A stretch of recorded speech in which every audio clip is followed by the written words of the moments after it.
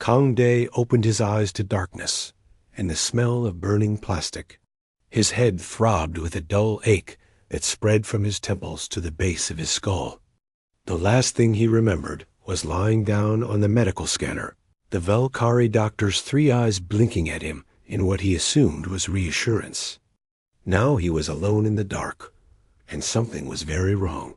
He sat up slowly, his hand reaching for the wall panel he knew should be there. His fingers found it, but when he pressed the button, nothing happened. No lights, no friendly hum of the station systems. Just silence and that acrid smell of electrical fire somewhere in the distance. Day pulled himself to his feet, his engineer's mind already cataloging the problems. No power to this section meant the backup generators had failed. The smell meant active fires or recently extinguished ones. And the silence, that was the worst part. Vertex 7 was never silent. The station always hummed with life, with the chatter of hundreds of beings from a dozen species, with the constant background noise of air recyclers and gravity generators, and all the systems that kept the space station alive. He felt his way to the emergency locker, muscle memory guiding him in the dark. Inside he found a hand-crank flashlight, and after a few moments of vigorous turning, weak yellow light spilled into the medical bay. What he saw made his stomach drop. The medical bay was trashed. Equipment hung loose from the walls. Drawers were pulled open and emptied, and there were scorch marks on the ceiling where something had overloaded and caught fire. But worse than the damage was the emptiness. No doctors. No patients. No one. Day moved to the door, which stood half open, jammed in its track. He squeezed through and found himself in the main corridor of the medical section. More emptiness. More silence. His footsteps echoed in a way they never had before, and he realized with growing horror that the gravity was wrong too. Not gone, but fluctuating.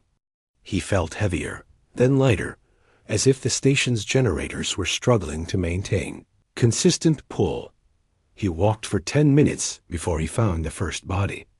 Not a corpse, thankfully, but an emergency beacon lying on the floor, its light long since dead. Next to it was a datapad, and when Day picked it up and cranked the charge handle, it flickered to life. What he read there made him stop breathing for a moment. Evacuation order. Station-wide. Quantum core failure imminent. All personnel to escape pods immediately. Timestamp, 14 hours ago, they had left him. Everyone had left him. Day's hands shook as he scrolled through the logs. The failure had started in the engineering section, a cascade that spread through the station systems faster than anyone had predicted. The corporate overseers had made the call within an hour. Abandoned station. The cost of repairs exceeded the value of the facility. Everyone out. Escape pods away. The station could die on its own. Except Day had been in the medical bay, sedated, in a section that had automatically locked down when the emergency started. The log showed that someone had flagged his location, had marked him for retrieval. But in the chaos of the evacuation, with hundreds of beings trying to escape a dying station, one unconscious human engineer had been forgotten. He scrolled further and found the final status report. Estimated time until complete life support failure, 72 hours from evacuation. That meant he had maybe 60 hours of breathable air left, and that was if nothing else went wrong. Day sat down hard on the corridor floor, his back against the cold metal wall. 60 hours. 2.5 days. The nearest inhabited station was 3 weeks away at best speed, and he had no way to call for help. The long-range communications had been in the section where the failure started. It was probably slagged by now. For a long moment, he let himself feel the despair. He was going to die here, alone, forgotten, behind like a broken tool that wasn't worth retrieving. Then the engineer in him woke up and got angry. Day pulled himself to his feet and started moving with purpose. If he only had 60 hours, He wasn't going to spend them feeling sorry for himself. He was going to spend them surviving. And maybe, just maybe, proving the corporate bastards wrong about this station being unsalvageable. His first priority was air. He made his way to the environmental control room for this section, using his knowledge of station layouts to navigate the dark corridors. Along the way, he grabbed supplies from abandoned quarters. Ration bars that tasted like cardboard, water bottles, a better flashlight, an emergency EVA suit that would buy him time if his section lost atmosphere. The environmental control room was a mess, but it was functional. Day studied the readouts with a critical eye. The air recyclers were running on backup power, but that backup wouldn't last. He needed to get main power restored, or at least reroute power from somewhere else. He spent the next 6 hours crawling through access tunnels, his flashlight clenched between his teeth, rewiring power conduits. It was delicate work and dangerous. One wrong connection, and he could fry himself or blow out the few systems that were still working. But his hands were steady, and his knowledge was solid. He had spent 15 years working on stations like this. He knew these systems better than the corporate managers who had abandoned them. When the lights finally flickered on in his section, Day let out a whoop of triumph that echoed through the empty corridors. He had power. Not much and not stable, but enough to keep the air recyclers running indefinitely. He had bought himself time dot as he sat in the control room, eating a ration bar and drinking recycled water that tasted faintly of metal. Day pulled up the station's master blueprint on the terminal. He had accessed these files before when doing repair work, but he had never really studied them. Now he pored over them with desperate attention, looking for anything that might help him survive. That was when he found it. Hidden in the subsystems, buried in layers of technical specifications, were references to backup systems that didn't appear on the main schematics. Redundant power cores, secondary life support networks, emergency shelters built into the station's superstructure. The Volcari had built this station to last. They had built it to survive disasters. But when the corporation bought it and retrofitted it for profit, they had sealed off those systems, ignored them, forgotten them. They weren't cost-effective to maintain, so they had been abandoned. They felt a smile spread across his face for the first time in hours. The corporation had called this station unsalvageable. They had left it to die. They were wrong. The first week was brutal. Day learned quickly that surviving on a dying station meant respecting its dangers. The gravity fluctuations were the worst. One moment he would be walking normally, the next he would be stumbling as the pull increased to 1.5 times normal. Then it would drop, and he would be floating, scrambling for handholds before the gravity snapped back and slammed him into the floor. He mapped the safe routes through the station, learning which corridors held atmosphere and which had vented into space. He marked the radiation hotspots where the shielding had failed, areas he could only cross in the bulky EVA suit he had claimed from emergency storage. The suit was designed for a Volcari, so it fit him poorly, but it kept him alive. Food was less of a problem than he had feared. The evacuation had been so rushed that many crew quarters still held personal supplies. Day felt like a thief as he went through their belongings, but he took what he needed to survive. Ration bars, dried food packets, even some luxuries like coffee substitute and protein bars.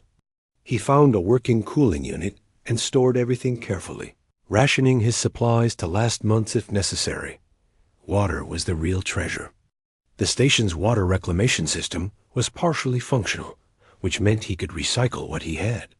It tasted terrible, filtered through aging processors that needed maintenance he couldn't provide yet, but it was water. He drank it and told himself it built character.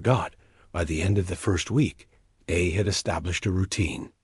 Wake up in the crew quarters, he had claimed. Check air quality and power levels. Exercise to keep his body strong in the fluctuating gravity. Spend 8 hours working on repairs. Eat. Study the station. Blueprints. Sleep. Repeat. The isolation was harder than the physical challenges. Day had never considered himself particularly social, but the silence of the empty station pressed down on him like a physical weight. He started talking to himself, narrating his actions just to hear a human voice. He knew it was a bad sign, but he didn't stop and he found the personal logs. They were scattered throughout the station, abandoned datapads left behind in the rush to evacuate. Day started reading them to feel less alone, and he found himself drawn, especially to the logs of Parkmina.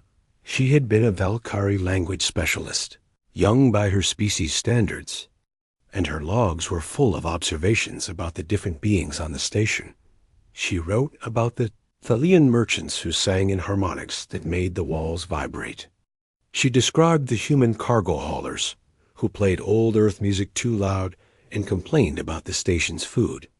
She documented her attempts to learn the clicking language of the insectoid Vrex, and her frustration when she kept mixing up the words for friend and food.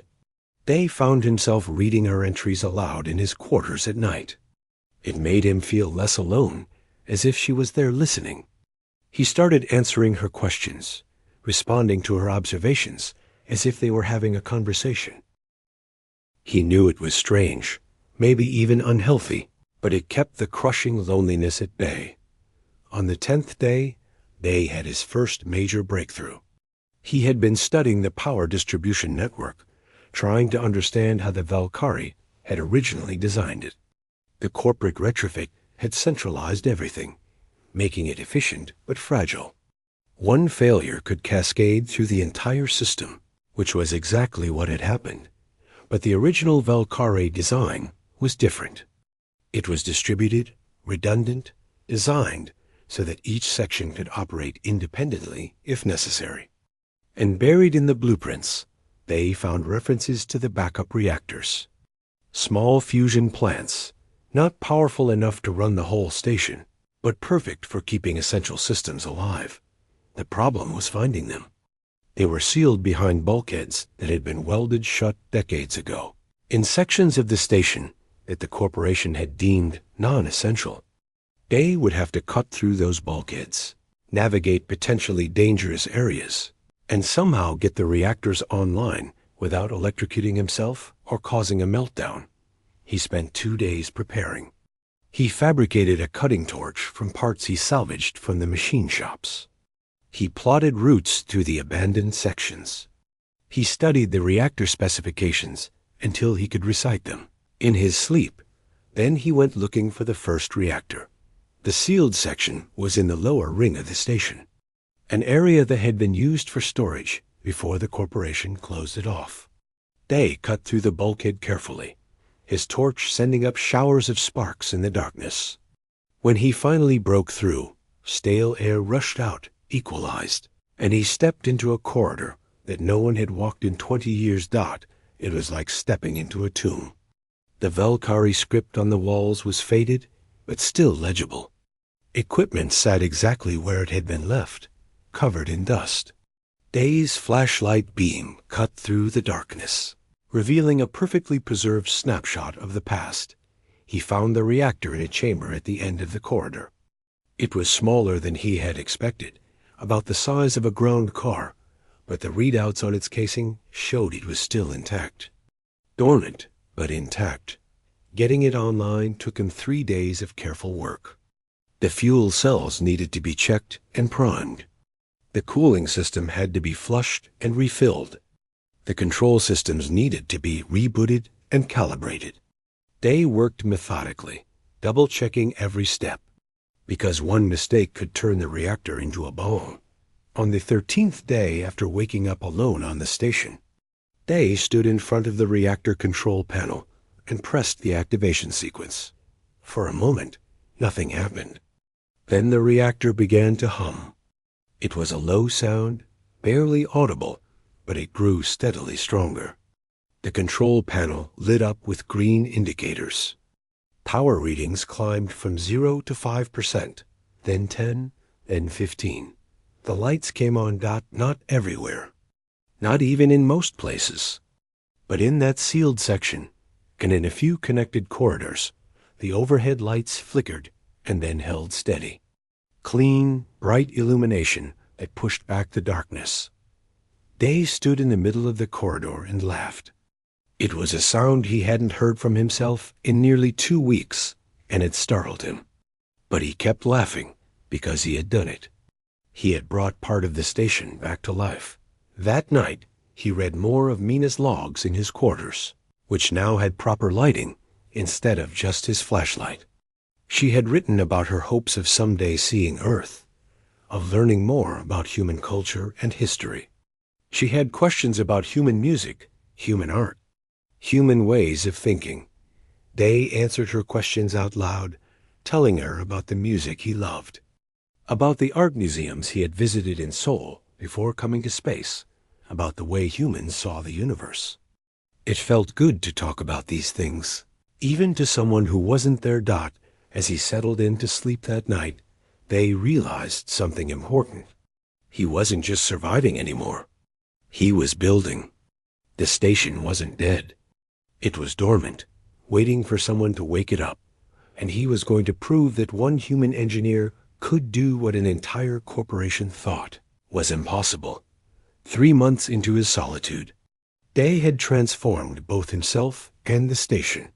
He had lost weight, his body lean and hard from constant physical labor and limited rations. His hands were covered in scars from cuts and burns, the price of working with damaged systems and improvised tools. His hair had grown long enough to tie back, and he had stopped shaving weeks ago. When he caught his reflection in a polished metal surface, he barely recognized himself. But the station was coming back to life. 5 major sections now had power and stable life support. They had restored 2 more backup reactors, and while none of them operated at full capacity, together they provided enough energy to keep expanding his foothold. He had learned to think like the Velkari engineers who had built this place, to understand their philosophy of resilient design. Every system had a backup. Every backup had a workaround. Nothing was ever truly broken, just waiting for someone smart enough to fix it. Day talked to Mina constantly now. Her logs had become his companion through the long days of work. He would read an entry, then spend hours responding as he worked, telling her about his progress, about his plans, about his fears. Sometimes he forgot she wasn't real, that he was talking to the ghost of someone who had escaped this place alive. But it helped. It kept him sane. The quantum core remained his greatest challenge. It sat at the heart of the station, a massive sphere of exotic matter contained within electromagnetic fields, slowly destabilizing. Every day it decayed a little more, and every day brought the station closer to catastrophic failure. Everything else Day had fixed would be meaningless if the core ruptured. The problem was that repairing the core required parts he didn't have, specialized components that would normally be manufactured at industrial facilities on core worlds. He had studied the specifications for weeks, looking for alternatives, for workarounds, for anything that might work. Then he remembered the manufacturing bays. The station had fabrication facilities designed to produce replacement parts for routine maintenance. They had been shut down during the evacuation, drained of power and left idle. But if Day could get them running, if he could power them up and program them correctly, he could manufacture the parts he needed. The challenge was power. The fabrication bays required enormous amounts of energy, far more than his 3 small reactors could provide. He would need to bring more systems online, create a cascading effect where each repair enabled the next. Day drew up plans on every available surface. The walls of his quarters were covered in diagrams and calculations. He mapped out the sequence of repairs, the order in which systems had to be restored. It was like solving an enormous puzzle where every piece depended on every other piece. He started with the hydroponics sections. The station had once grown its own. food in vast gardens that occupied an entire ring. The gardens had died when the power failed, but the systems remained intact. If Day could restore them, he could reduce his dependence on stored rations and free up power. Currently going to preservation units. It took him 2 weeks to bring the first hydroponics bay online. He cleared out the dead plants, their brittle remains crumbling to dust at his touch. He flushed the growing tanks and refilled them with recycled water. He calibrated the light systems and nutrient feeds. And then he planted seeds from the emergency stores, varieties designed to grow fast and produce high yields. When the first green shoots appeared a week later, Day stood in the hydroponics bay and felt tears running down his face. It was life, real growing life in the heart of this metal tomb.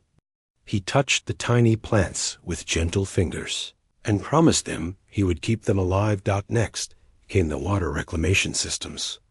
Day expanded the network, bringing more processors online, improving filtration. The water started tasting better, less metallic, almost clean. He celebrated by taking his first real shower in 3 months, standing under the spray until the recycling system warned him he was using too much. With water and food secured, Day turned his attention to the solar arrays. The station's outer hull was covered in panels designed to capture the weak light from the dying red dwarf. Most had been damaged or had degraded over years of neglect, but some were intact, and Day used the station's external maintenance drones to reactivate them.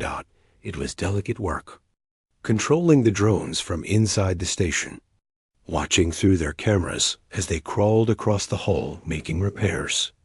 One wrong command and he could lose a drone to the void.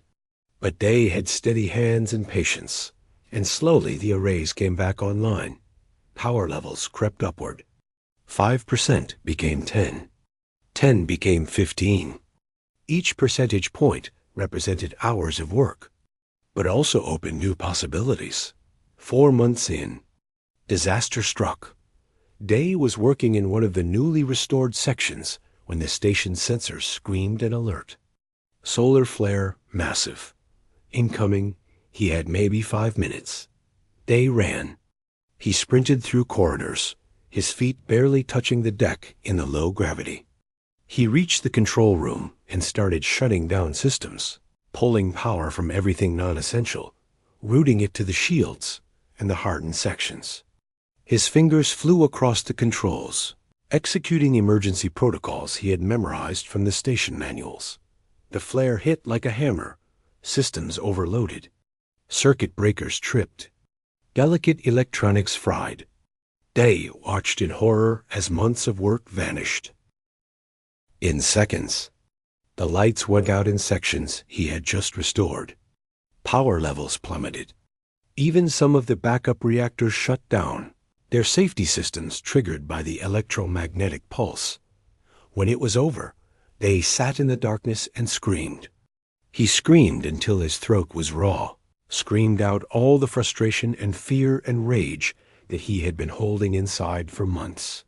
He punched the wall until his knuckles bled, and then he sat on the floor and cried. For a long time, he didn't move.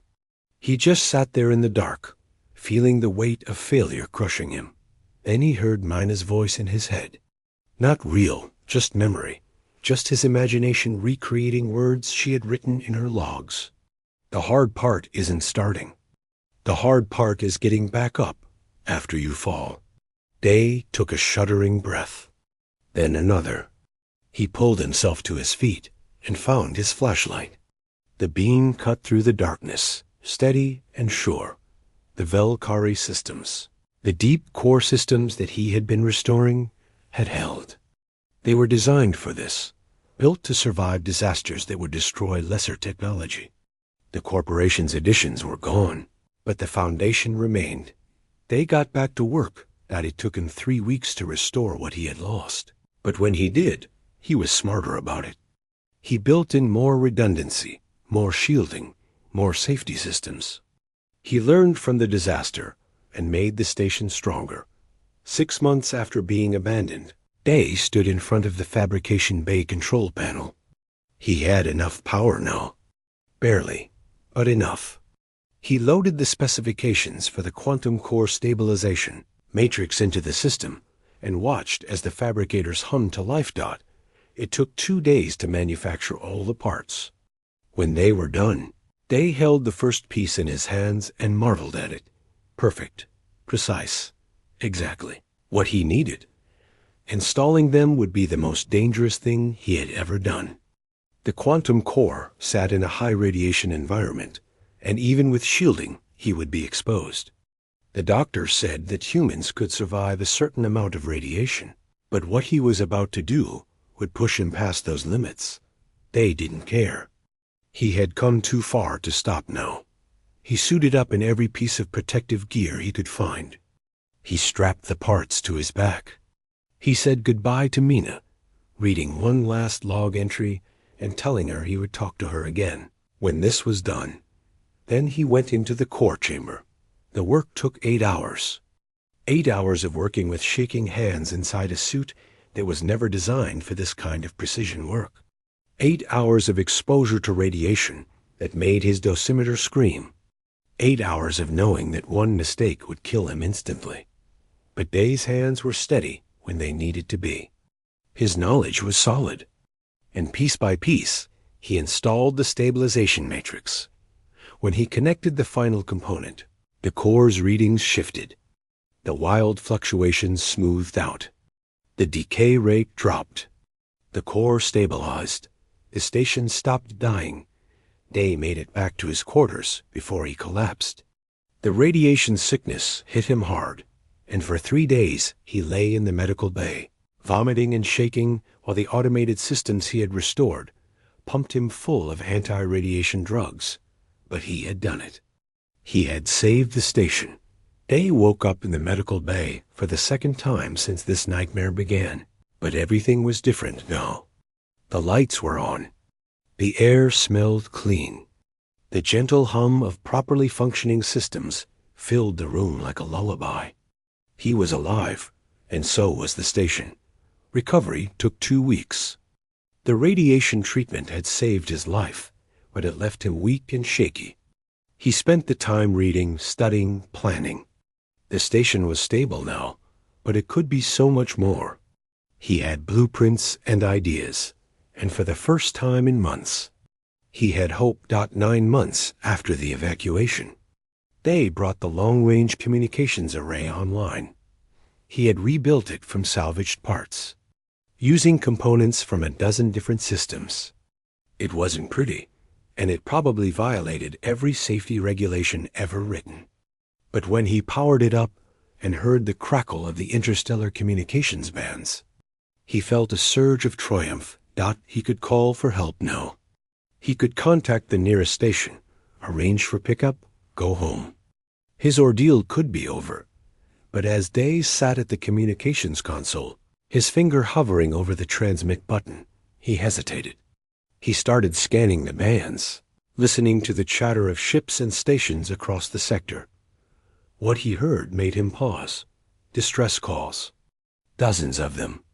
Ships in trouble, calling for help that wasn't coming.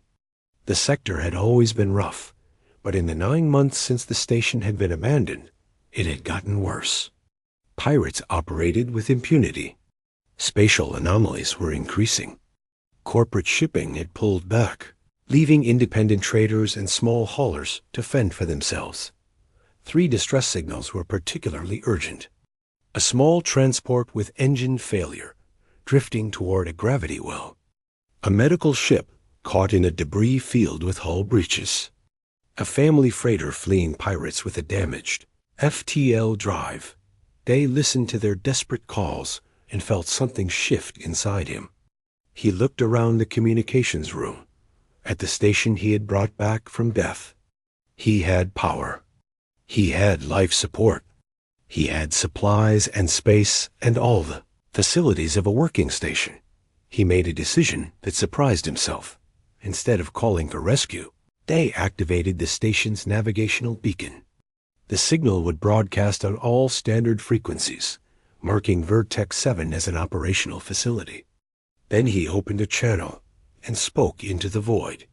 Vertex 7 station operational. Safe harbor available to all ships in need. No fees, no questions. All are welcome. The words hung in the air after he spoke them. Day sat back in his chair and wondered if he had gone insane. He was one man on a barely functional station, offering sanctuary to anyone who needed it. It was crazy, but it was also the right thing to do. The first ship arrived 6 hours later. Day watched it approach on his sensors, a small transport limping along on auxiliary power. He guided it to a docking bay and waited, his heart hammering in his chest. These would be the first people he had seen in 9 months.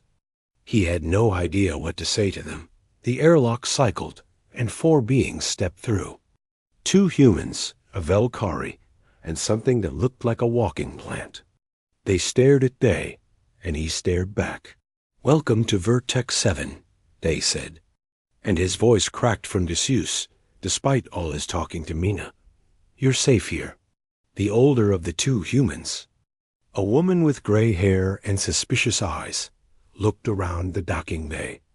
"This station was abandoned. We heard it was dead."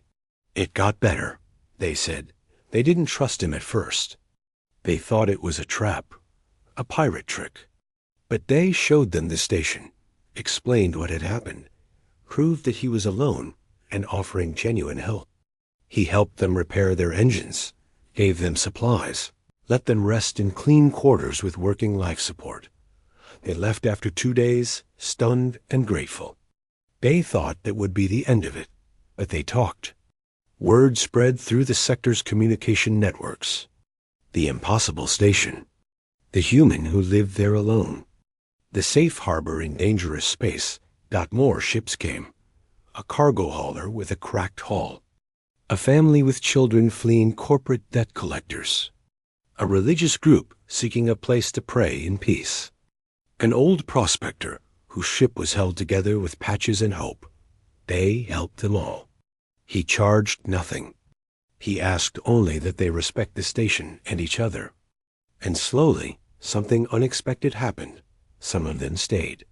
The cargo hauler's engineer, a young human named Li Tay, offered to help with repairs in exchange for shelter. He had debts on his home station, and the corporations had put a lien on his wages.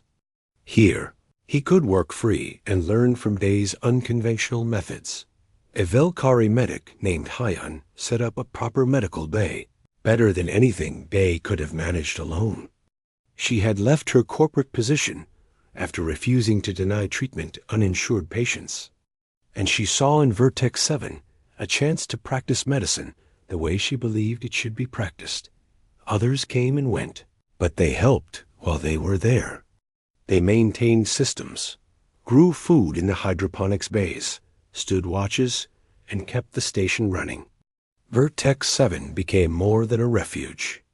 It became a community. Among the arrivals was a human cargo pilot named Choi Yuna. She docked her ship, a battered freighter she called the Bright Star, and climbed out with grease on her face and fire in her eyes. She had been hauling cargo through the sector for 10 years, and she had seen it get worse year by year. When she heard about Vertex 7, she had to see it for herself. Day showed her around, and Yuna understood immediately what he had accomplished. She had worked on stations before, knew the systems and the challenges. She looked at what Day had built with one man's hands and a stubborn refusal to die, and she was amazed. "You did this alone?" she asked, standing in the main control room. "I had help," Day said, thinking of Mina's logs. "In a way." Yuna stayed for a week, then 2 weeks, then a month. She helped organize the growing population, set up schedules and work rotations. She had a gift for leadership that Day lacked, and he was grateful for it. They worked well together, her practical experience complementing his technical knowledge. One night, as they sat in the observation deck watching ships come and go, Yuna asked him the question he had been avoiding. "Why didn't you call for rescue? When you got communications working, You could have gone home.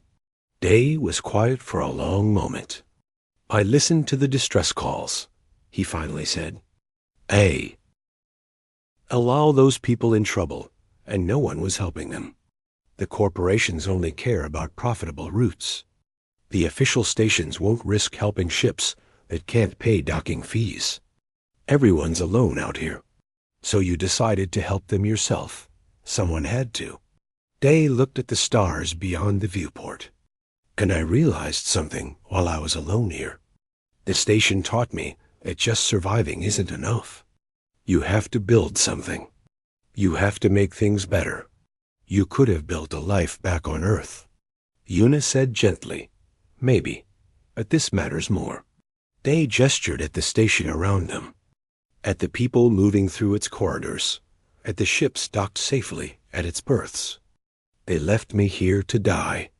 Instead, I built something worth living for.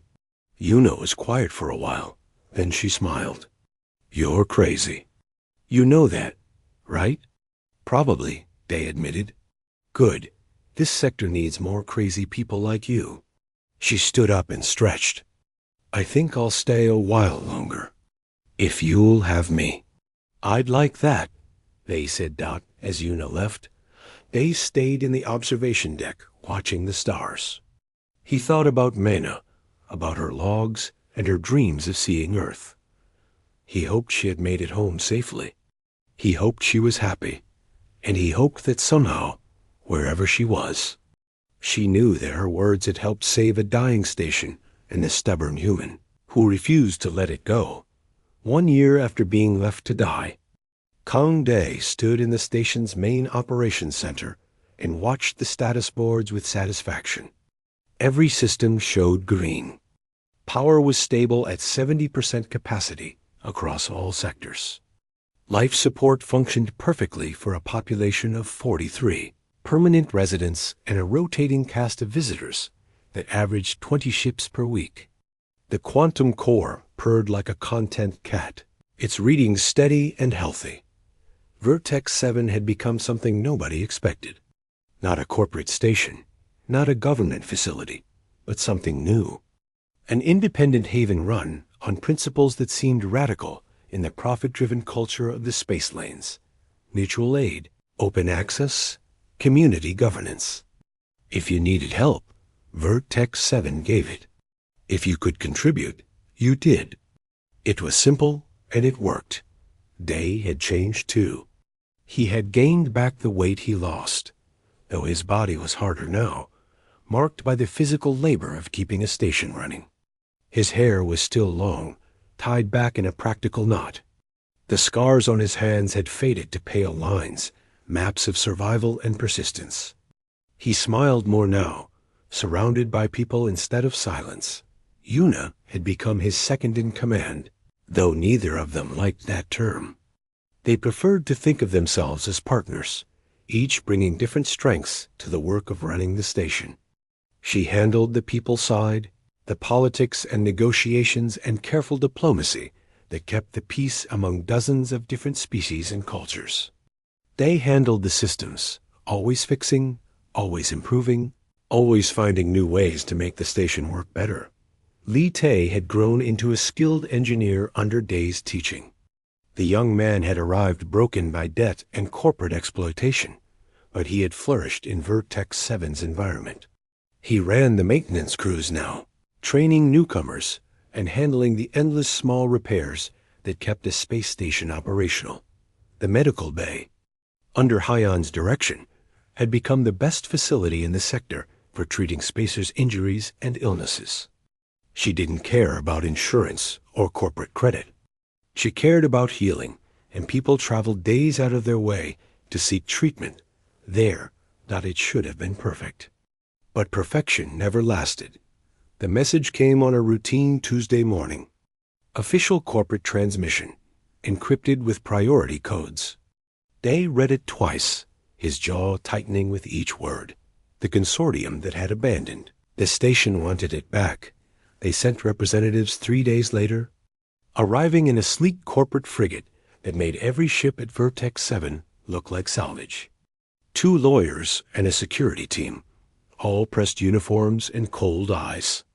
They had papers, legal documents claiming corporate ownership of the station. Day met them in the docking bay, Yuna at his side. "This station was abandoned," Day said, keeping his voice level. "Salvage law gives me rights." The lead lawyer, a human woman with a synthetic smile, shook her head. "The station was evacuated due to emergency conditions. That doesn't constitute abandonment under maritime law. The corporation retained ownership. They left me here to die," Day said flatly. "We have no record of you being on the station during evacuation," the lawyer replied smoothly. "If you were here, it was an unfortunate oversight. The corporation is willing to offer compensation for your distress." "I don't want compensation. This is my home now. It's home to 40 people who live here." The lawyer's smile never wavered. "The corporation is prepared to offer relocation assistance. But the station must be returned corporate control. We have investment plans that require immediate implementation. And if I refuse, then we will be forced to pursue legal remedies. And if necessary, enforce our ownership claim through other means." The lawyer gestured to the security team behind her. Yuna stepped forward before Day could respond. "You should leave now. This conversation is over." The corporate team left, but their frigate remained in orbit, a silent threat hanging over the station. Day spent that evening in the control room, going through old files. He pulled up every record he had found about the corporate ownership, every safety violation he had documented, every shortcut and cost-cutting measure that had led to the station's failure. He had known this might be useful someday. That day had arrived. He compiled it all into a single document. Proof of negligence. Proof of deliberate safety violations. Proof that the corporation had valued profit over lives and had created the conditions that led to the station's evacuation. If released to the public, to the media, to regulatory authorities, it would be devastating. The next day, another ship arrived. Not corporate this time, but independent vessels. Dozens of them. Cargo haulers and family freighters and small transports. All ships that had been helped by Vertex 7. They formed a defensive perimeter around the station. A ragtag fleet united by a common cause. The corporate frigate could destroy them all, and everyone knew it. But everyone also knew that an attack on civilian ships would be impossible to hide or justify. The political fallout would be enormous. Day received a communication request from the corporate frigate. He accepted it, and the lawyer's face appeared on his screen. "This is escalating unnecessarily," she said, her smile gone. "We can reach an accommodation." "I have documents," Day replied. "Records of every safety violation, every illegal cost-cutting measure, every decision that led to this station nearly killing everyone aboard. I'm prepared to release them to every news service and regulatory body in known space." The lawyer's face went pale. That would be unwise. So would trying to take this station by force. Day leaned forward. "Here's my offer. The corporation officially recognizes my salvage claim. Vertex 7 becomes an independent station under human protection. In exchange, those documents stay private. The board will never agree to. Then they can explain to their shareholders why stock prices crashed. After I release evidence of criminal negligence." Day's voice was hard. "Your choice." The negotiation took 3 days. The corporate lawyers tried every argument, every legal maneuver, every threat. But Day held firm, backed by Yuna's shrewd advice and the silent support of the ships surrounding the station. And he had something the corporation couldn't fight. Proof of their failures. In the end, they agreed. Vertex 7 would be recognized as an independent station, its salvage claim legally valid. The corporation would publicly state that the facility had been deemed uneconomical to repair and had been legally abandoned. Day would keep his documents private.